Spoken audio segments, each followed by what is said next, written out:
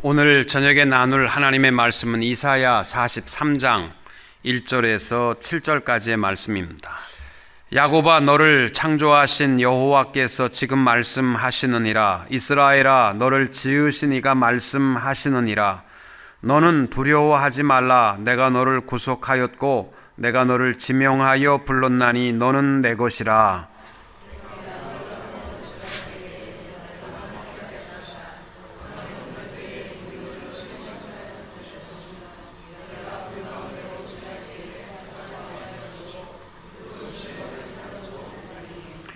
대저 나는 여호와 내 하나님이요 이스라엘의 거룩한 이요 내 구원자임이라.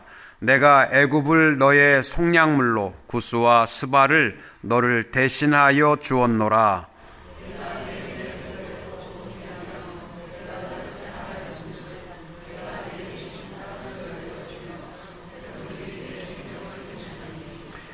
두려워하지 말라. 내가 너와 함께하여 내 자손을 동쪽에서부터 오게 하며 서쪽에서부터 너를 모을 것이며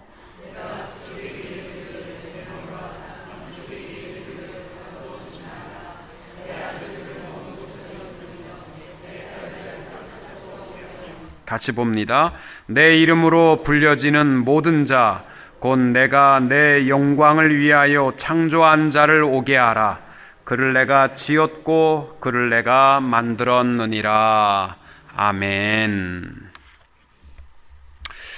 오늘 이사야서를 새해 들어서 우리가 나누면서 이사야 43장, 나의 주인 되신 하나님, 이 로드십, 한 해 동안 여러분의 삶의 주인이 하나님이심을 기억하시고 하나님과 함께 승리하는 그러한 축복된 한 해가 되시기를 주님의 이름으로 축원합니다. 20살 때에 젊은 알렉산더가 아버지인 필립의 뒤를 이어서 이 마게도니아의 26대 왕으로 세워졌습니다. 어린 왕이 세워지게 되자 그리스 국가 중에 하나인 테베라는 나라가 마게도니아의 어린 왕이 섰으니까 혼란스러울 것이다 라고 추측하고 반란을 일으켰습니다. 그래서 이제 약관의 20세의 알렉산더가 왕위에 서자마자 전쟁을 치르러 이제 첫 출정을 하게 되었을 때에 알렉산더가 제일 먼저 했던 일이 뭐냐면 자기의 부하 군인들을 다 모아놓고 그 왕의 모든 전 재산을 골고루 부하들에게 나누어 줬습니다. 그러자 알렉산더 휘하에 있었던 장군 페르디카스가 왕에게 물었습니다. 대왕께서 살아가시면서 쓰실 것으로는 무엇을 준비하셨습니까? 알렉산더의 대답은 간단 명료했습니다. 희망을 남겼습니다. 이 소식을 들은 모든 부하 군인들은 받았던 모든 재물을 또 보화를 다시 다 왕께 기쁨으로 헌납하면서 우리도 대왕이 가졌던 그 희망을 소유하자. 이들로 구성된 이 알렉산더 군대는 어디를 가든지 천하무적이었습니다. 그래서 페르시아와 이집트와 인도까지 정벌하는 그러한 꿈을 펼치게 된 것입니다. 우리 새해에 우리 모든 성도님들이 아무 소망 없이 작년에 먹고 살던 그대로 또 먹고 사는 한 해가 되지 마시고 희망을 놓지 않고 소망을 붙들고 새해를 출발하게 되시기를 바랍니다. 사람들은 누구나 다 오늘보다 내일이 낫고 내일이 어제보다 오늘이 낫고 오늘보다 내일이 훨씬 더 풍요롭고 또 멋진 내일을 만들기 위해서 애를 쓰면서 살아갑니다. 그래서 공부도 열심히 하고 또 주어진 일터에서 열심히 배우며 살아가는 것은 내일의 꿈이 있기 때문입니다. 청교도의 정신은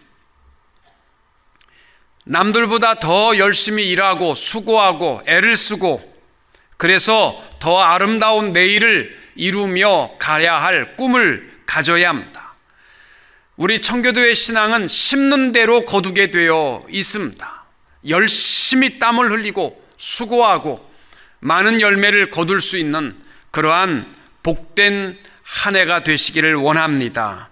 문제는 세상이 점점 노력도 안 하고 또 성실하지도 않고 어떻게 하든지 일을 안 하고 그리고 남보다 더 잘 살기 원하다 보니까 사기를 치게 되고 남의 것을 빼앗게 되고 그 욕망을 채우기 위해서 범죄와 부정과 폭력과 투쟁이 계속되어져 가고 있습니다. 이 마지막 시대에 우리가 아무리 성실하고 최선을 다해서 살아간다고 할지라도 결코 온전한 승리를 이룰 수 있는 것은 아닙니다. 이렇게 볼 때에 우리 그리스도인들이 가져야 할 그 중심, 오늘 특별히 이사야 43장 말씀에 보시면은 나의 주인 되신 하나님이 나를 지키시고 하나님이 나와 함께 하시고 하나님이 나를 회복시켜 주실 약속을 붙들고 주 안에서 살아갈 때에 비로소 온전한 승리를 이룰 수 있게 되는 줄로 믿습니다. 바로 오늘 본문의 내용이 그렇습니다. 이사야 43장 바로 전에 42장의 내용이 뭐냐면 이스라엘의 절망적인 상태를 묘사하고 있습니다. 백성들을 향하여서 귀머거리 상태다, 앞을 내다볼 수 없는 소경의 모습으로 비유하여 말하고 있습니다.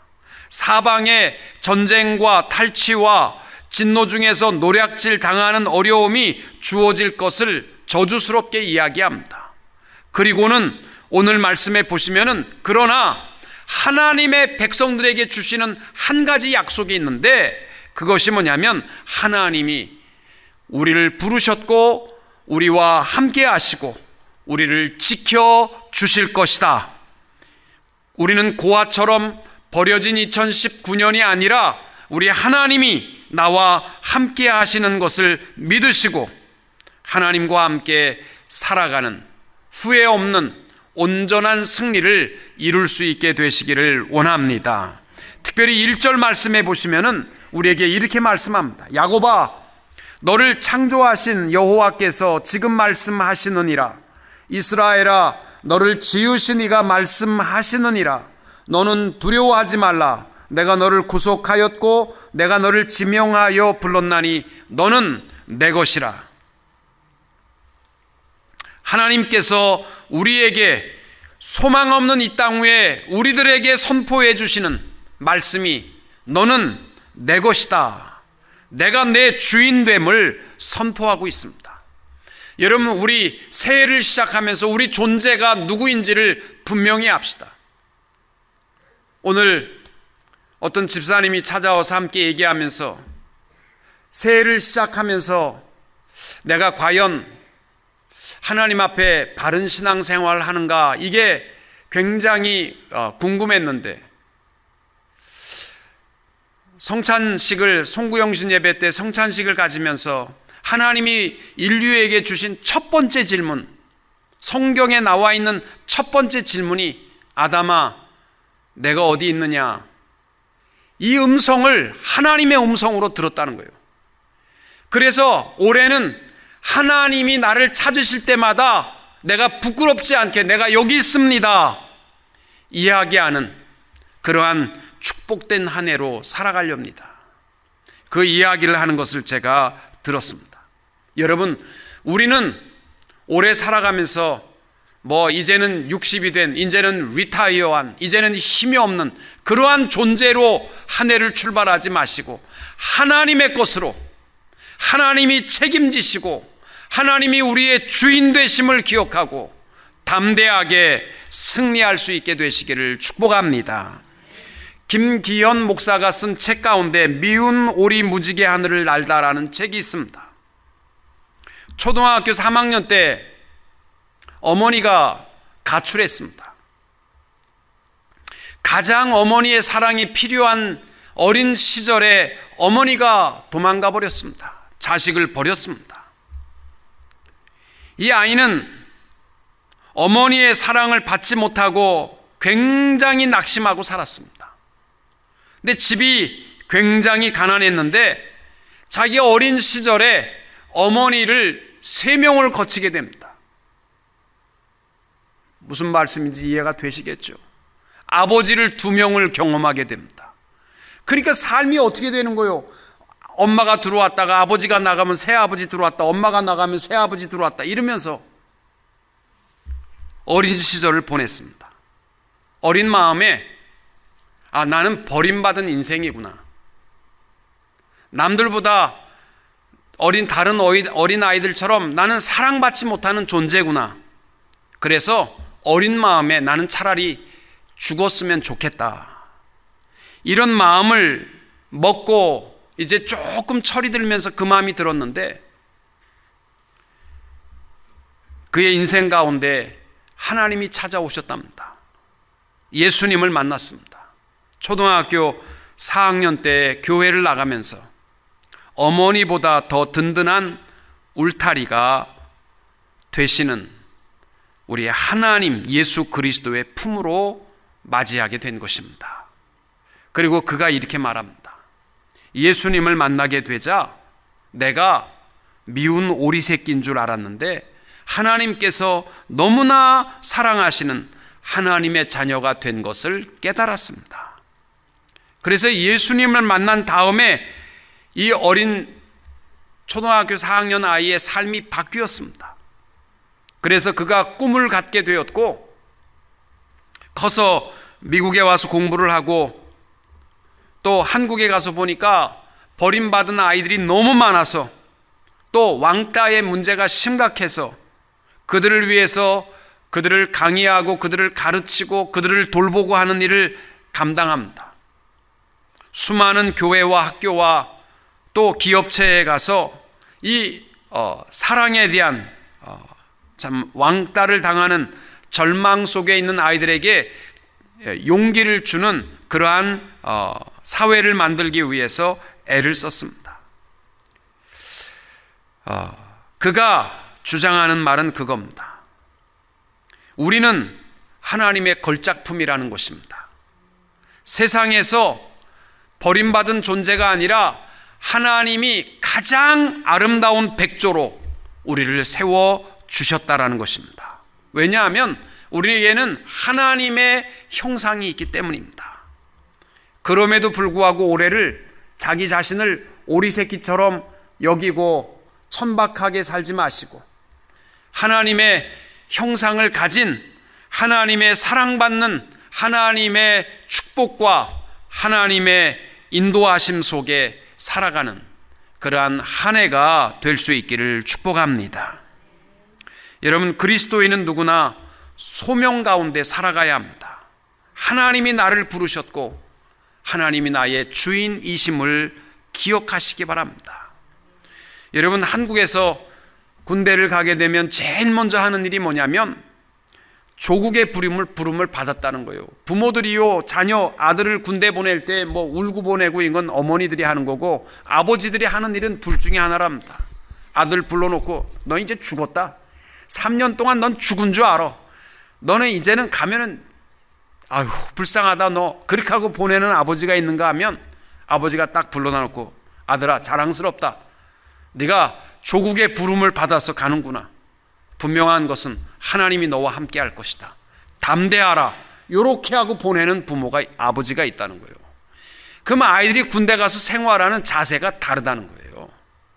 여러분, 우리가 한 해를 시작하면서 다른 건 몰라도, 가진 것은 없어도, 지식은 없어도 하나님이 나를 부르셨고 하나님이 거룩한 존재로 하나님의 자녀 삼으신 줄로 믿으시기 바랍니다.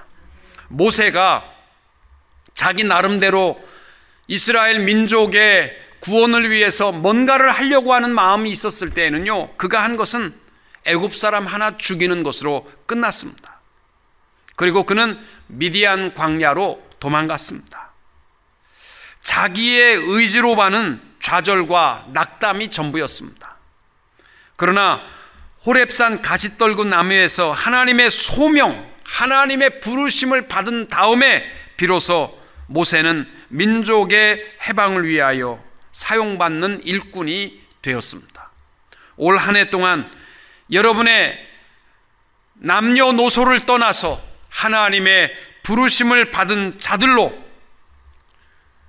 담대하게 여러분에게 주어진 일들을 감당해 나갈 수 있게 되시기를 바랍니다. 로마서 8장 28절, 우리가 알거니와 하나님을 사랑하는 자 곧 그 뜻대로 부르심을 입은 자들에게는, 보세요, 하나님이 사랑하는 사람이 누구냐면요, 다른 사람이 아니라 하나님이 부른 사람들이에요. 우리들입니다. 모든 것이 합력하여 선을 이루느니라.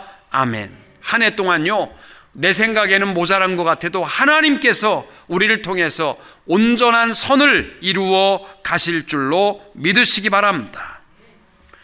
우리 하나님은 1절에 보시면은 야곱아 이렇게 부르시기도 하고 이스라엘아 이렇게도 부르시기도 했습니다.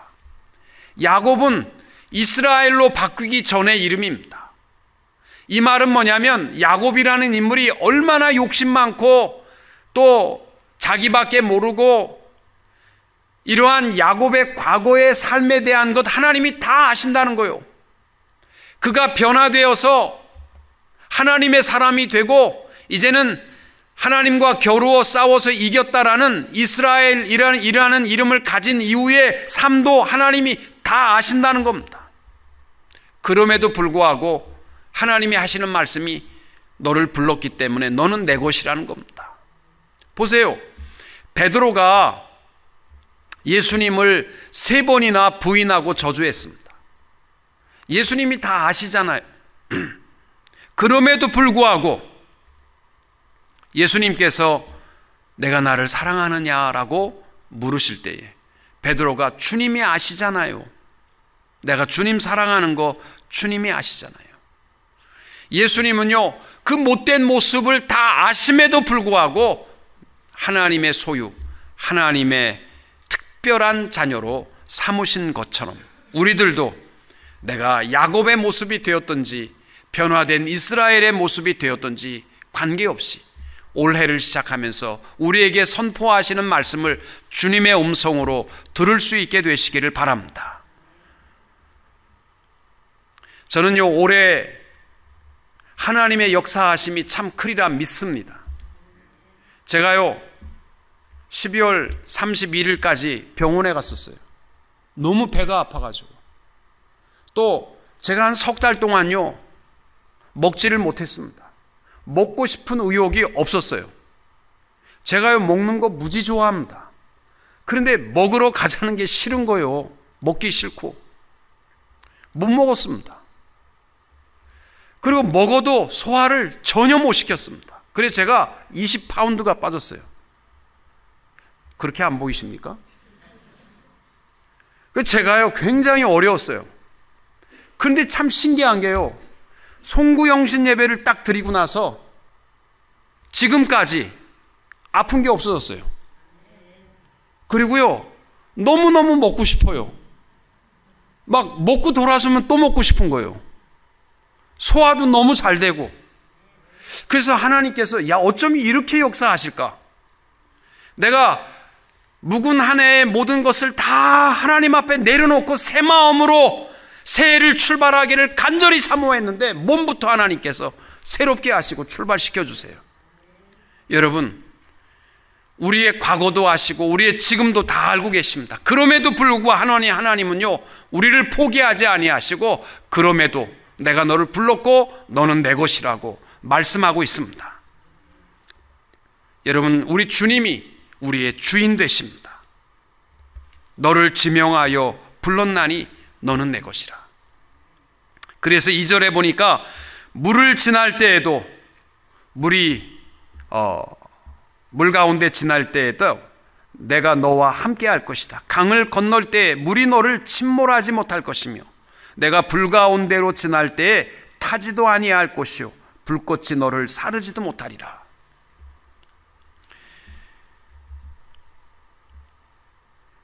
모세가 민족을 위한 자기의 소명의식을 다 잃어버렸을 때 하나님께서 80된 모세를 불렀습니다. 그랬을 때 모세가 하나님 앞에 던진 말이 뭐냐면, 하나님, 내가 도대체 누구간데 바로에게 서며 이스라엘 자손을 애굽에서 어떻게 건져냅니까? 내가 이 말은 뭐냐면, 모세가 내가 힘이 있습니까? 물질이 있습니까? 건강이 있습니까? 지혜가 있습니까? 권력이 있습니까? 나 아무것도 없습니다.